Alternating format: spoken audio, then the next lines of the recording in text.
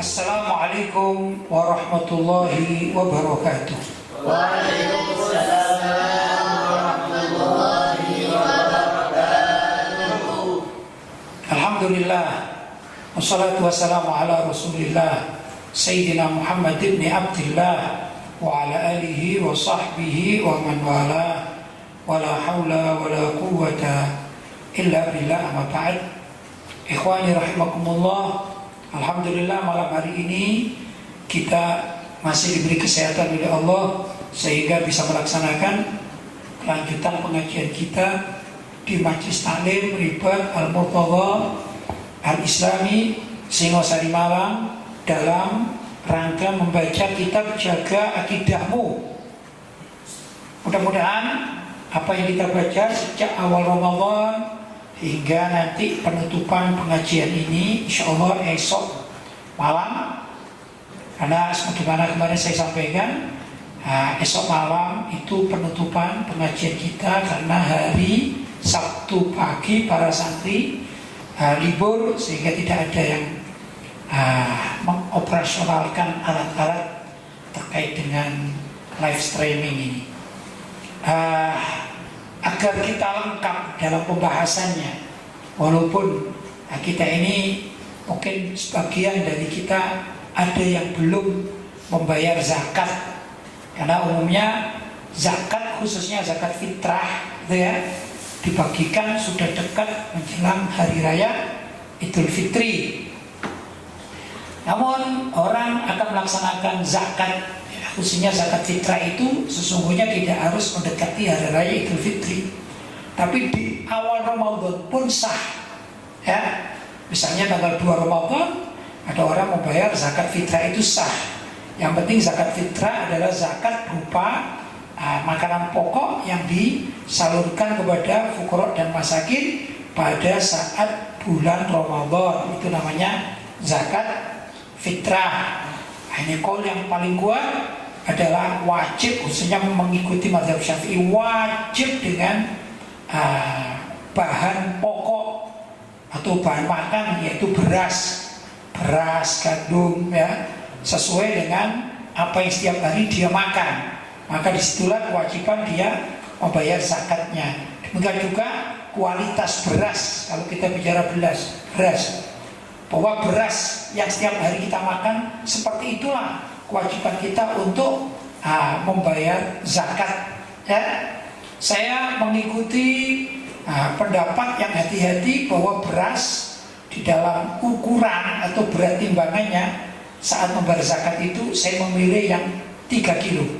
Walaupun sebagian orang ada yang mengatakan 2,5 kilo, tapi saya bersama dengan keluarga itu memilih yang 3 kilogram agar lebih hati-hati di dalam membayar zakat. Dan saya bersama keluarga besar Bani Basori atau Bani Murtadha ini tidak pernah membahas pembayaran zakat fitrah itu dengan uang, tidak, tapi tetap dengan bahan pokok, yaitu beras, begitu. Ini yang kami anut dan tidak akan berubah. Kita ajarkan juga kepada seluruh para santri dan juga jamaah yang mendengarkan. Saya mengajak agar tidak berubah dari pendapat para ulama salaf terdahulu.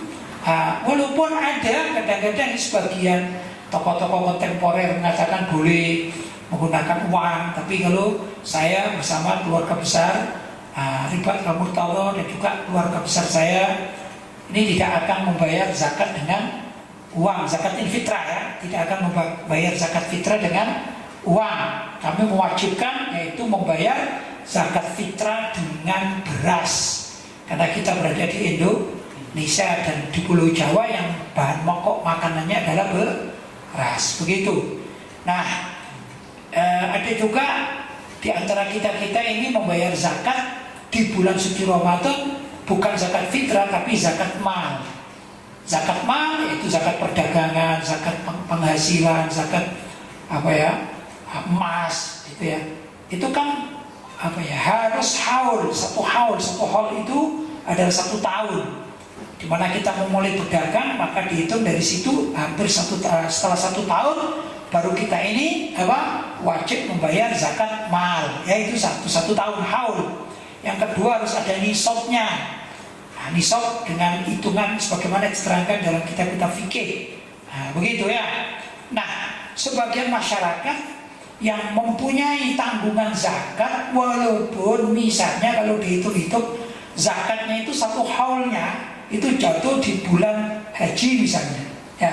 Tapi untuk mengambil fadilahnya sedekah pada bulan suci Ramadan, maka istilahnya ditakdim, ya gitu ya, ditakdim, didahulukan bayar zakat mal pada bulan suci Ramadan, bukan pada hitungan yang tepat 1 tahun persis. Andai kata ada orang berdagang, awal berdagang itu pada bulan haji misalnya, ya, Dzulhijjah, misalnya tanggal 1 Dzulhijjah dia buka perdagangan. Apakah nanti wajib bazarnya itu adalah tanggal 1 Dzulhijjah? Ya, itu kewajiban hitungan satu haul. Tapi sebagian orang ingin mendapatkan berkah pada bulan suci Ramadan, ditakdim namanya. Ditakdim menjadi pembayarannya di bulan suci Ramadan dengan perhitungan-perhitungan yang dilebihkan, sehingga andai kata zakatnya itu dihitung pada awal Dzulhijjah itu sudah terpenuhi gitu ya. Tapi cuma saja pembayarannya didahulukan di bulan suci Ramadan demi untuk menghadapkan berkahnya bulan suci Ramadan. Boleh atau tidak boleh? Boleh. Ya. Walaupun wajibnya adalah tanggal 1 Dzulhijjah, tapi bayar bulan suci Ramadan, namanya takdim di dalam zakat itu boleh. Begitu. Nah, kita ingin tahu juga apa kata para ulama terkait dengan zakat. Nah, ini ya, kami persilakan untuk dibaca. Bismillah. Bismillahirrahmanirrahim. Zakat dapat melindungi harta. Dalam kitab Al-Fawzu wan Najah disebutkan bahwa Nabi Muhammad SAW bersabda, lindungi hartamu dengan zakat dan obati penyakitmu dengan sedekah. Subhanallah ya. Jadi zakat itu bisa melindungi harta ternyata ya. Menurut siapa? Nabi Muhammad SAW. Demikian juga orang bersedekah ternyata bisa menyembuhkan penyakit. Luar biasa. Lanjut. Ternyata zakat yang dikeluarkan oleh seseorang karena sudah sampai pada batas nisab sebagai ukuran nominal, serta sudah sampai pada masa 1 haul setahun sebagai ukuran durasi waktu, justru akan menambah keberkahan bagi pemiliknya karena mendapat perlindungan dan penjagaan dari Allah Subhanahu wa Ta'ala. Ya, itu zakat ya. Setelah 1 nisab dan setelah masuk nisabnya dan setelah 1 tahun 1 haul itu maka tidaklah dikeluarkan zakatnya, begitu ya. Ini namanya zakat mal ya, kita bicarakan zakat mal. Kalau tadi pertama zakat fitrah, kalau ini zakat mal. Nah, yang repot ini zaman sekarang ini khususnya di kalangan ibu-ibu ya, yang ramai tidak memperhatikan zakat mal. Yang ramai itu memperhatikan zakat mall. Uangnya dibelanjakan di mall ya. Jadi bukan zakat mal tapi zakat mall. Ini repot kalau sudah mengikuti keinginan, apalagi dekat-dekat hari raya. Ini bukan lagi iktikaf di masjid dengan penuh khusyuk, tapi mumpung menjelang Ramadan akhirnya iktikafnya bukan iktikaf, tawaf. Tawaf di mana? Di pasar dan di mall-mall. Untuk apa? Berzakat. Zakat apa? Zakat mall kata orang sekarang. Ya kan? Tawafnya di mana? Di pasar sama di mall-mall untuk mengeluarkan zakat. Beli apa? Segala macam dibeli. Apalagi menjelang Lebaran, baju baru, semuanya baru, ini baru, kan gitu ya. Bukan berarti baju baru tidak boleh, bukan. Tapi kadang-kadang berlebih-lebihan sehingga seakan-akan mengeluarkan zakat mall, bukan zakat mal. Padahal kita yang wajib adalah mengeluarkan zakat mal, ya. Untuk ini saya mengingatkan diri saya sendiri dan juga semua para pemirsa, ayo kita peduli terhadap urusan zakat. Yang zakat itu kalau di bulan suci Ramadan, pertama zakat fitrah yang wajib, kedua kalau kita dan keluarga kita sudah waktunya mengeluarkan zakat mal, ya keluarkan sesuai dengan ketentuannya. Jangan uangnya dihambur-hamburkan untuk bayar zakat mal. Ini kebalik jadinya ya. Lanjut. Sebagian masyarakat yang belum sadar agama, padahal jika ditinjau dari sisi syariat, mereka termasuk dari kalangan yang telah diwajibkan berzakat.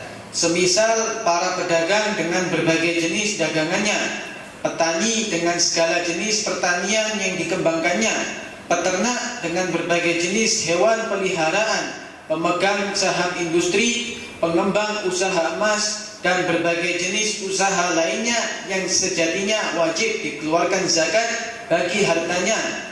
Masih ada saja di antara mereka yang enggan membayar zakat mal atau harta pada setiap tahunnya. Ya, kenyataannya begitu ya. Banyak orang-orang yang sudah mampu, kaya gitu, dan sudah waktunya membayar zakat mal tapi enggan. Prinsip mereka begini, loh, yang cari uang kan saya, ngapain saya harus bersedekah atau membagi kepada orang lain gitu ya. Yang cari uang saya. Padahal zakat mal itu bukan karena siapa yang cari uang, justru orang yang mempunyai uang atau lebih sudah nisab, ya ada nisab dan sudah 1 haul, maka diminta atau tidak diminta dia ini wajib mengeluarkan zakat. Kalau tidak mengeluarkan zakat berdosa. Nah, daripada kita ini punya duit tapi berdosa terus, ya sebaiknya mengeluarkan zakat. Begitu, lanjut.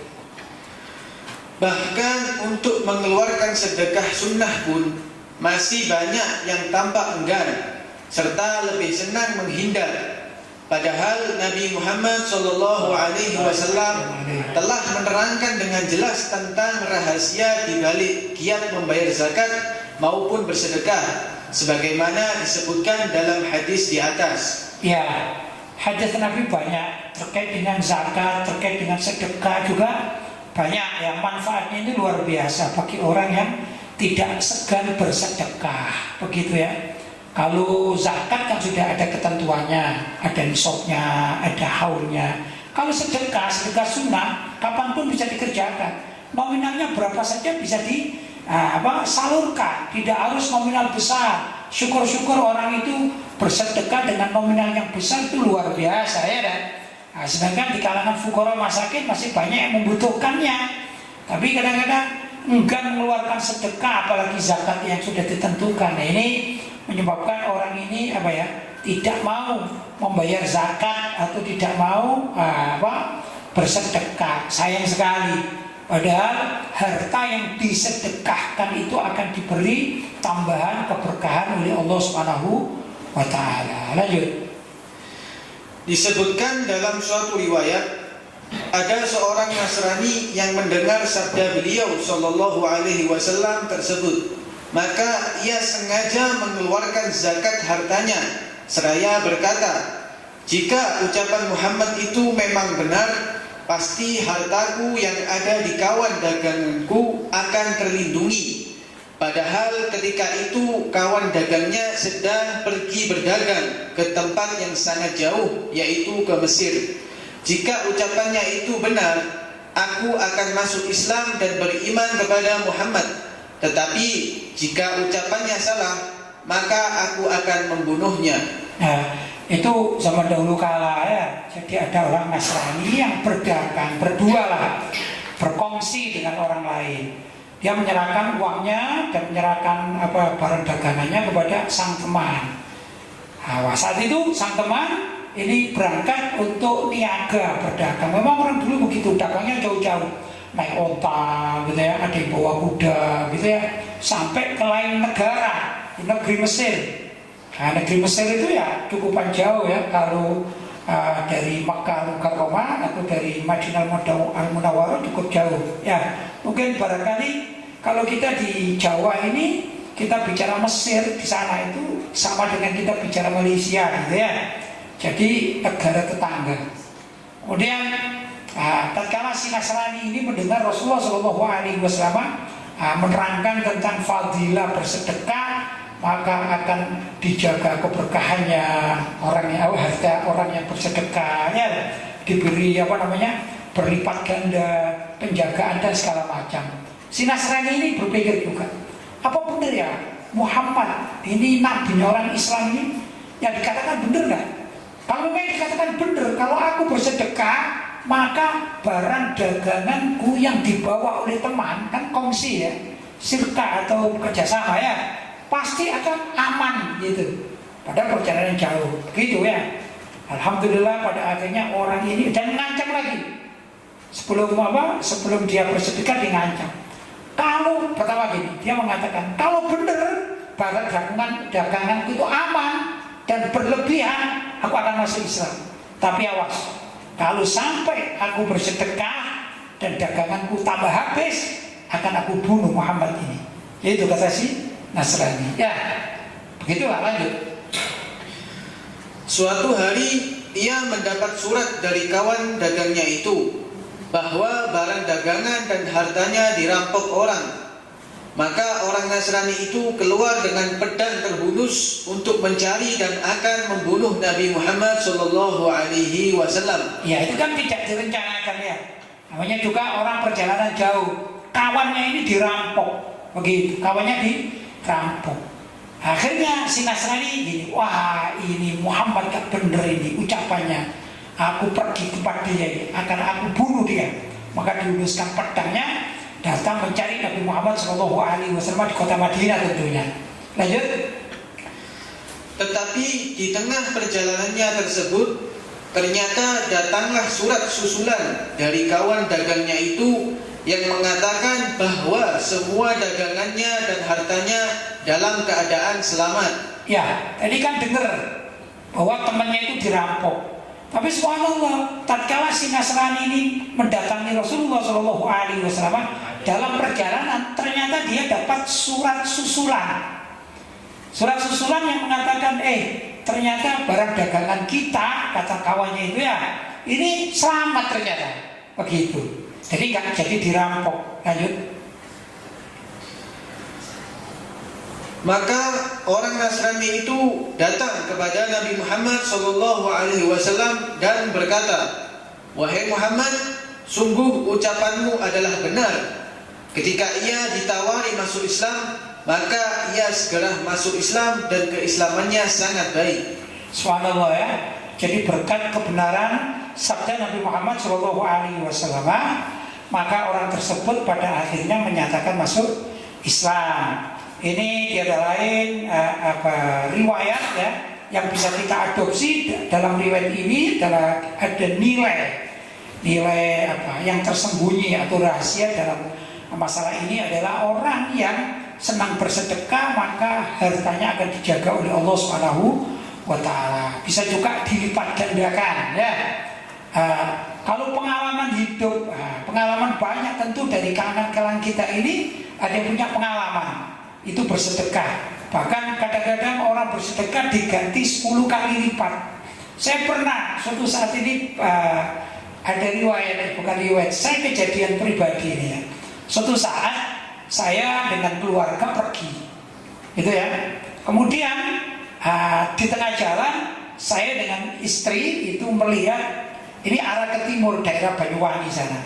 Waktu pulang di sekitar daerah Traksan atau sekitarnya itu ada orang jualan ikan, ikan matang ini ya di pinggir-pinggir jalan itu. Sudah, ringkas cerita, kami sekeluarga berhenti karena ingin beli ikan matang gitu ya, ikan yang sudah diasapi atau dipanggang dan segala macam itu. Sudah, saya masih ingat kejadian itu. Nah, begitu tawar menawar, namanya orang kan dagang kan tawar menawar. Ringkas cerita harganya 100.000 begitu. Sama istri saya ditawar sampailah diberikan 90.000. Itu lumrah kan? Ya lumrah saja, nggak ada yang masalah, nggak ada yang salah kan orang tawar menawar. Nah, kemudian kebetulan istri saya itu mengambil dompetnya pas nggak ada uangnya. Akhirnya saya bilang saya yang bayar, saya yang dibayar. Ya saya kan keadaan gitu ya. Sudah, istri saya membawa hasil ikan panggangnya itu ke mobil, Kemudian saya mengambil uang. Ternyata uangnya di tempat saya, dompet saya ada 100.000. Begitu. Saya berikan sama penjualnya, ibu lah penjualnya. Saya bilang, ini bu, sudah bu, sisanya nggak usah dikembalikan, sedekah saya. Sedekah saya. Berarti ya sedekah berapa? Sedekah saya 10.000, ya tak? 10.000. Subhanallah, datang, selesai, kita pulang, sudah. Kemudian di jalan itu kebetulan waktu itu waktunya makan malam. Sudah waktunya makan malam. Di Probolinggo itu ada orang jualan bakso di pinggir jalan, ya, bakso ya besar lah gitu. Di situ ada dua, ada bakso Edi, satunya bakso apa Probolinggo atau apa gitu ya. Ringkas cerita kita masuk, ayo makan dulu aja, karena ini yang paling mudah dicari. Waktu itu liburan juga, jadi cari makanan-makanan ini agak sulit juga. Akhirnya kita beli bakso, sudah di tempat itu. Selesai. Subhanallah, kita makan, sudah selesai makan dan kita bayar sebagaimana lumrahnya orang beli. Nah, waktu saya keluar dari beli bakso itu, mau masuk ke mobil, tiba-tiba saya disapa oleh seseorang. Assalamualaikum. Waalaikumsalam. Akhirnya ditanya, apa anu ya? Pak Kiai Lutfi? Iya. Sampai siapa? Oh enggak, saya ini pernah lihat di YouTube, saya pernah membaca tulisannya dan gitu ya, dan lain sebagainya. Oh iya, Masya Allah. Akhirnya kita kenalan sejenak, karena saya mau pulang juga, mau masuk di mana, di mobil, dan keluarga saya sudah masuk di mobil. Subhanallah, tiba-tiba orang ini memberi saya uang 100, ya 100.000. Sudah, saya ya gimana lagi, saya terima uangnya, terima kasih. Tapi saya berpikir subhanallah, gak sampai 2 jam saya bersedekah 10.000, kan begitu kan ya, bersedekah 10.000 kepada penjual apa ikan tadi, yang mana ibu penjual ikan itu memberi harga berapa, 100.000 untuk dagangannya yang dibeli istri saya, sedangkan istri saya menawar menjadi 90.000, kan gitu ya. Ini dalam dagang kan tidak masalah gitu ya, tawar menawar, sudah selesai. Tapi saya nggak tahu waktu itu ya, gitu saja, karena ada uang 100.000 begitu. Saya bilang sama si ibu penjual, sudah nggak usah dikembalikan, ya ambil aja sisanya. Gitu. Berarti di sini saya kan sudah bersedekah berapa? 10.000 kan, sesuai dengan kesepakatan. Tapi Allah mengganti, tidak jarak lama antara saya memberi orang itu sama keluar dari penjual bakso, ya diganti oleh Allah SWT lewat orang yang saya tidak kenal, dikasih uang berapa? 100.000. Itu dikatakan innal hasanata bi asyri amthaliha. Sesungguhnya satu kebaikan itu akan diganjar atau diberi oleh Allah dengan 10 kali lipat kebaikan. Nah, kalau saya bersedekah 10.000, ternyata benar saat itu saya mendapatkan secara kontan langsung berapa uang? 100.000, ya kan? Jadi subhanallah, begitu ini keadaan. Dan saya yakin yang seperti ini bukan hanya saya saja yang mengalaminya. Saya ini kan sekedar cerita, dan ini bukan apa-apa, cerita pengalaman pribadi. Tapi itulah keyakinan kita umat Islam. Kalau kita mau bersedekah, ya insya Allah Allah akan menjaga harta kita, itu pertama. Yang kedua, dan insya Allah Allah akan melipat gandakan harta kita kalau kita mau bersedekah. Demikian juga dengan zakat. Zakat pun sama, kalau kita mengeluarkan zakat, kewajiban-kewajiban kita keluarkan semua, insya Allah Allah yang akan menggantinya, menjadikan berapa berlipat-lipat ganda, gitu ya, dari rezekinya, dari berkahnya, begitu. Karena itu jangan segan-segan mengeluarkan zakat bagi memang pihak-pihak yang sudah waktunya membayar zakat, begitu ya. Nah, mudah-mudahan di bulan suci Ramadan ini kita juga yang sudah waktunya membayar zakat, mudah-mudahan benar-benar kita amanat, kita menjalankan syariat dengan baik dan juga dengan ikhlas, sehingga Allah berkenan untuk menjaga harta kita dan melebihkan rezeki kita di hari-hari berikutnya.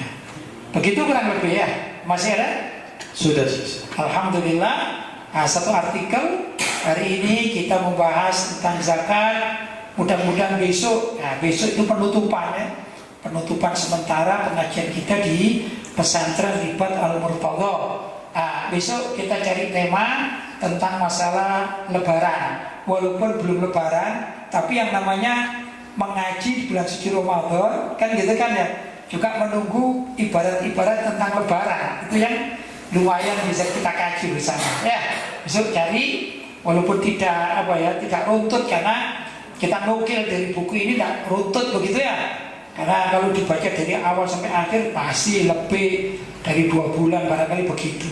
Karena kita niatnya mengisi pengajian di bulan suci Ramadan ya. Kita lompat-lompat, tapi insya Allah besok kita cari tema tentang berlebaran ya. Mudah-mudahan pada kesempatan hari ini dan juga berikut-berikutnya Allah memberikan hidup kita minimal kita mendapati Lebaran tahun ini. Allahumma amin ya, Allahumma amin. Baik, sesi berikutnya adalah tanya jawab. Saya persilakan kalau ada sudah yang masuk.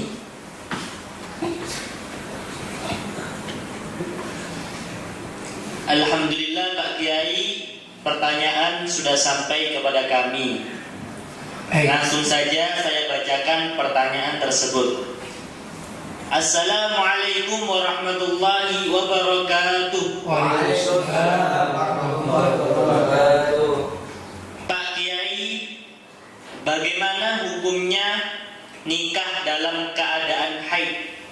Apakah pernikahan sah atau bagaimana? Ya, begini, nikah dalam keadaan haid.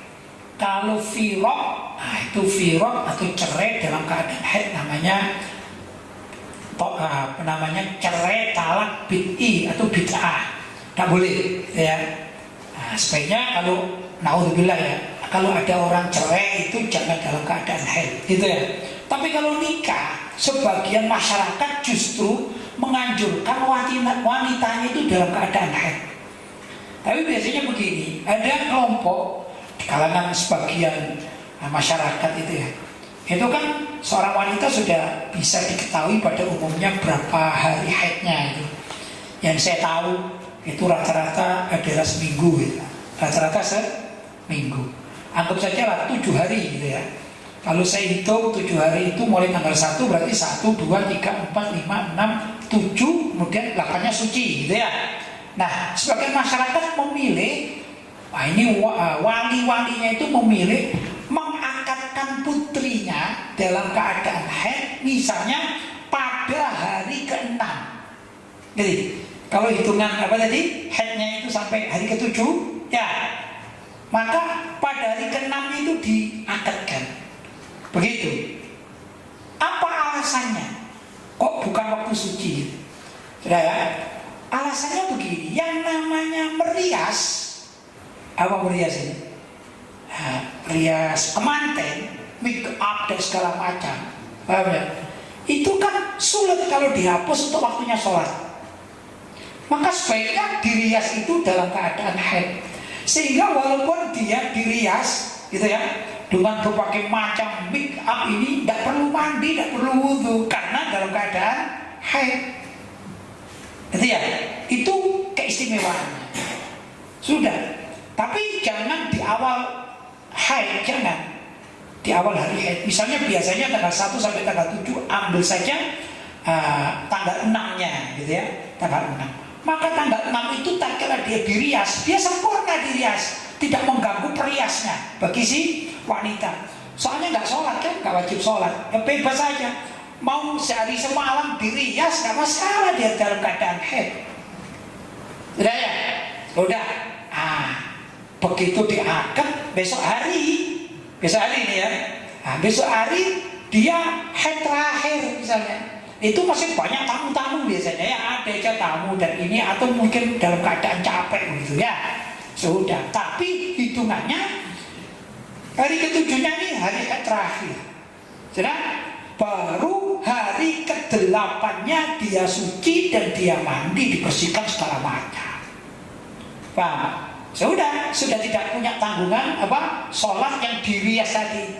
Tapi kalau wanita itu dinikahkan pada saat dia ini tidak haid, itu banyak yang meninggalkan sholat gara-gara apa? Takut menghapus riasan. Biasanya mahal loh. Sekarang ada yang rias saja dia. Wah, yang paling murah barangkali yang 3 juta, yang mahal sampai 10 juta. Ya kan hitung-hitung. 10 juta misalnya dia ini resepsinya atau dia harus bersama dengan masyarakat atau undangan atau keluarga itu misalnya sebut jam 10 pagi gitu ya, undangan pagi jam 10. Tuh kan zuhur dia harus sholat kan. Gimana kalau zuhur sholat? Kan sulit kan? Dibenahi kan sulit. Kemudian habis itu zuhur nanti kalau temu manten batal asar. Lalu gimana? Akhirnya meninggalkan sholatnya dan memerlukan pernikahannya. Itu yang repot ya kan? Jadi meninggalkan syariat demi menjalankan ini resepsinya. Tapi orang yang pandai, keluarganya bagus, itu mencari waktu haid. Di hari haid, akhir haid begitu ya. Hari akhir haid dia melaksanakan pernikahan. Anggaplah 2 hari misalnya tuntas, dia selesai bersih, dia mandi. Pada hari kedua atau ketiga pernikahan dia sudah bisa berkumpul suami istri begitu ya. Kalau diambil itu pada awal haid, hari haid bisa tanggal 1, kasihan suaminya juga kasihan kan gitu ya. Maka yang paling bijaksana diambil adalah hari-hari terakhir haid begitu, paham? Intinya gimana? Boleh, tidak apa-apa. Kalau saya justru menganjurkan begitu ya, orang yang mau menikah wanitanya cari waktu haid begitu. Jadi yang menentukan harinya jangan dari pihak laki-laki, kan tidak tahu pihak laki-lakinya.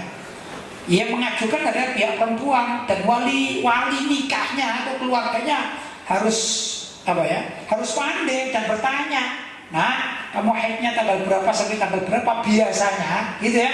Oh, saya haidnya tanggal 1 sampai tanggal 7. Rutin ya?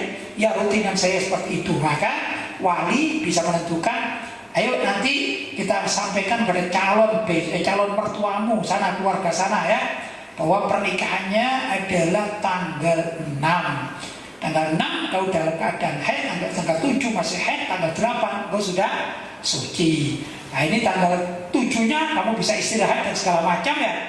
Benar-benar ini bersih-bersih sudah tuntas. Kemudian kamu bersama suamimu, yaitu mulai istilahnya tanggal berapa? 8-nya begitu ya. Baik, lanjut. Pertanyaan selanjutnya, Assalamualaikum warahmatullahi wabarakatuh. Waalaikumsalam warahmatullahi wabarakatuh. Pak Kiai, apakah sah sholat seseorang yang tanpa iqamah? Yang saya maksud sholat sendiri. Oh, ada orang sholat sendirian tanpa mengumandangkan iqamah.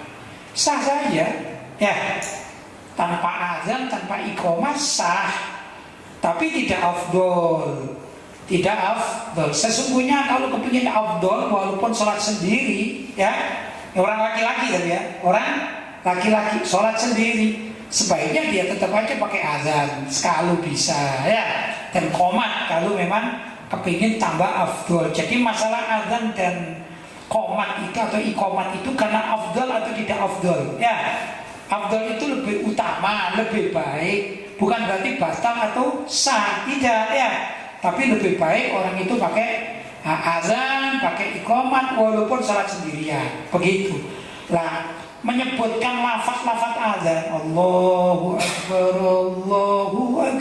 kan zikir kepada Allah, ya kan? Ini zikir. Setiap kalimat itu dapat pahala, ya. Terus sekarang Allahu Akbar pertamanya sudah berapa kali? 2 kali ya. Allahu Akbar, 2 kalimat, ya. Allahu Akbar, berapa jadi? 4 kalimat, 4 kebaikan. Asyhadu an la ilaha illallah, berapa? 5. Asyhadu an la ilaha illallah, berapa? 6. Banyak ya, banyak kan? Asyhadu anna Muhammadar Rasulullah, berapa? Asyhadu anna Muhammadar Rasulullah. Berapa? Sekarang mengajak kebaikan. Hayya 'alas shalah. Banyak ajak kebaikan. Dapat berapa tadi? 9. Hayya 'alas shalah. Dapat berapa? 10. Hayya 'alal falah. Dapat berapa? 11. Hayya 'alal falah. Dapat berapa? 12. Allahu Akbar, Allahu Akbar. 14. La ilaha illallah. Berapa? 15. 15 kebaikan kalau pakai azan. Kalau langsung sholat sah. Sholli fardhu dhuhri 4 raka'atin mustaqbilal qiblati adaan lillahi ta'ala. Allahu Akbar. Dapat pahala sholat. Tapi nggak dapat tambahan 15 kebaikan. Kalau diazani dulu walaupun pelan, nggak usah kencang-kencang, nggak usah orang kampung udah dengar kalau sendirian. Ya misalnya sholat sendirian cukup. Kayak tadi itu, Allahu Akbar, Allahu Akbar, Allahu Akbar, Allahu Akbar. Asyhadu an la ilaha illallah, asyhadu an la ilaha illallah, asyhadu anna Muhammadar Rasulullah, dan seterusnya. Kau harus dengan suara kencang, kayak di masjid. Nggak harus. Sebelum salat zuhur sendirian ini ya. Allahu Akbar, Allahu Akbar. Nggak harus begitulah. Ya. Tapi sudah niat sendirian karena ada suatu sebab misalnya gak bisa berjamaah karena mungkin sakit atau udzur ya. Tapi yang diperintahkan kan sholat itu berjamaah. Ini udzur, sakit atau datang dari bepergian, capek dan segala macam. Waduh, waktunya sudah habis, gak bisa, ya azan sendiri aja ya. Azannya cukup dengan pendek-pendek pelafadznya dan tidak usah kencang-kencang suaranya. Allahu Akbar, Allahu Akbar, Allahu Akbar, Allahu Akbar. Asyhadu an la ilaha illallah, asyhadu an la ilaha illallah, asyhadu anna Muhammadar Rasulullah, asyhadu anna Muhammadar Rasulullah, dan seterusnya. Kok kapan juga begitu? Ya. Allahu Akbar, Allahu Akbar, asyhadu an la ilaha illallah, asyhadu anna Muhammadar Rasulullah, hayya 'alas shalah, hayya 'alal falah, qad qamatis shalah, qad qamatis shalah. Allahu Akbar, Allahu Akbar, la ilaha illallah. Begitu. Baru salat sendirian dia. Sholli fardhu dhuhri 4 raka'atin mustaqbilal qiblati adaan lillahi ta'ala. Allahu Akbar. Begitu. Itu kalau dapat komat tambah berapa itu? Double kan? 15 bisa dapat 20, 30 kan? Ditambah sholatnya sendiri. Begitu caranya ya. Tapi andai kata dia mau praktis, udahlah saya namanya juga sholat di rumah sendirian, ya sudah saya sholat sendirian aja. Udah langsung usalli fardhu dhuhri 4 raka'atin. Allahu Akbar, boleh enggak? Boleh. Hukumnya boleh. Kalau cari afdal ditambahi. Kalau tidak mau cari tambahan ya sudah, sholat itu sudah bagus daripada nggak sholat kan gitu ya. Nah, terus juga ada orang tanya, saya ini sholat sendirian, perlu sholat qobliyah? Perlu. Nih, perlu kalau bisa sholat qobliyah. Ba'diyah ya perlu kalau memang sudah ada waktunya. Kayak ba'diyah nggak boleh kan subuh, asar kan gitu kan ya. Tapi kalau qobliyah boleh. Kalau bisa sebelum sholat zuhur, sebelum sholat zuhur, sebelum sholat subuh juga ya. Qobliyah dulu baru sholat sendirian. Kalau terpaksa sholat sendirian. Tapi anjuran saya sebaiknya orang itu jangan sampai sholat sendirian, tapi carilah kawan untuk berjamaah, gitu ya. Orang yang sholat berjamaah itu sampai 40 hari berturut-turut, gitu ya. Maka ini termasuk orang yang dijaga hatinya dari kemunafikan. Itu berbahagialah orang-orang yang senang sholat berjamaah 5 waktu. Kalau pesantren kita alhamdulillah 5 waktu sholat berjamaah ya dah. Kalau dihitung berapa kali nih? 40 kali itu lebih, insya Allah lebih ya. Nah, itu sebagian juga mengatakan 40 kali itu ada yang mensyaratkan mutawaliyat. Apa mutawaliyat itu? Terus menerus dan putus gitu ya. Walaupun ada yang mengatakan tidak apa-apa gitu. Tapi kita alhamdulillah di pesantren ini dan juga beberapa tempat yang lain dan bapak-bapak yang aktif di masjid, di musola 5 waktu ya, menjalankan sholat berjamaah, insya Allah hatinya itu diselamatkan oleh Allah dari kemunafikan. Itu ya. Ini perlu dijaga dan diamalkan. Nah, para santri, esok mulai hari Sabtu kalian akan libur ya, dan kalian berada di rumah kalian bersama keluarga kalian, orang tua kalian. Kalau di dekat rumah kalian ada musola, wasiat saya, pesan saya, sholatlah di musola. Ya, tapi kalau misalnya tidak, ya sholat di musola rumah sendiri yang ada keluarganya. Agar apa? Kalian sudah dilatih di pesantren ini setiap sholat berjamaah, jangan sampai waktu liburan di rumah tidak berjamaah. Sayang sekali, ya, sayang sekali karena fadilah sholat berjamaah sangat luar biasa besarnya. Ya, itu pesan saya. Tentunya pesan saya ini juga kepada semua para pemirsa. Nah, ayo kita giatkan sholat berjamaah. Mudah-mudahan dengan kita berusaha sholat berjamaah setiap saat, ini Allah akan melipat gandakan pahala kita dan kelak akan diselamatkan dari siksa api neraka. Karena apa? Pertama kali amalan yang dihitung oleh Allah adalah sholatnya. Kalau sholatnya beres, ditambah dengan sunnah-sunnah, insya Allah kesalahan-kesalahan kita di mana saja, kapan saja, sengaja tidak sengaja, ya, yang besar yang kecil kesalahan kita ini, insya Allah diampuni oleh Allah Subhanahu Wa Taala. Kalau apa? Sholat kita dianggap beres dan sempurna. Nah, itu yang paling utama. Jelas ya? Ada lagi? Sudah selesai? Alhamdulillah. Ya ikhwan, mudah-mudahan pengajian malam hari ini kita tutup dan mudah-mudahan ada manfaatnya. Kita bermohon kepada Allah Subhanahu Wa Taala, mudah-mudahan kita diberi berkah, khususnya berkah pada bulan suci Ramadan, dan kita mendapatkan pahala karena ini kita akan memasuki bulan Ramadan pada sesi 10 terakhir, 10 hari terakhir. Mudah-mudahan kita akan diselamatkan atau ikut dari minan nar, diselamatkan dari siksa api neraka lantaran kita memakmurkan bulan suci Ramadan tahun ini. Allahumma amin. Hadza ma aqulu lakum wal afu minkum. Wassalamualaikum warahmatullahi wabarakatuh. Waalaikumsalam warahmatullahi wabarakatuh.